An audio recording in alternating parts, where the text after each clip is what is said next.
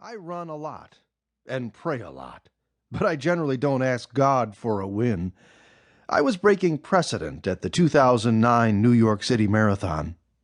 Knowing I've worked my hardest in training, I'm usually content to see whoever's best on race day win. But on November 1, 2009, I prayed to be the first across the finish line in Manhattan's Central Park. Waiting for the 26.2-mile race to start, I stood on the Verrazano Narrows Bridge in the front row of nearly 42,000 runners, braced against the chilly temperatures with my beanie, gloves, and arm warmers. I couldn't help but think of how far I had come and how much I had overcome since my childhood days in a war-torn African village. I was born in Eritrea, in East Africa, and, after a brief stay in Italy, emigrated with my family to the United States at the age of 12 in 1987.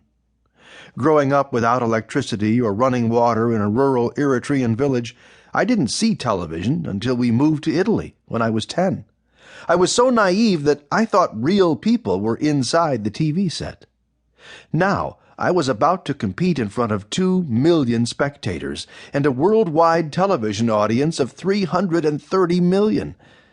It was just one of many examples of the incredible arc of my life from the third world to the modern world. In Eritrea, even when I was lucky enough to attend school, I never owned a textbook. Now, all my siblings of college age have graduated from or are attending U.S. universities. I went barefoot in Eritrea. Now I have a contract with Nike and own enough running shoes to start a small store. Sometimes I can't believe all that has happened to me. But in New York, I really wanted to win and knew it wasn't going to be easy. Race director Mary Wittenberg and elite athlete coordinator David Monty had assembled a strong field, one that Mary was calling the best in race history for men. The lineup included 4 Olympic medalists and 6 men who had medaled at the World Track and Field Championships. Based on PRs, personal records in the marathon, I was the 10th fastest runner in the field. That seemed like pretty good odds, having only 9 faster guys in the race. I faced a lot worse situations. At the 2004 Athens Olympics, I was 39th fastest on the starting list and wound up with the silver medal. Not many people, other than my longtime coach Bob Larson and I, gave me much of a chance at a medal. The situation was similar in New York. Some people thought I was too old at 34 and too complacent with an Olympic medal to be a factor.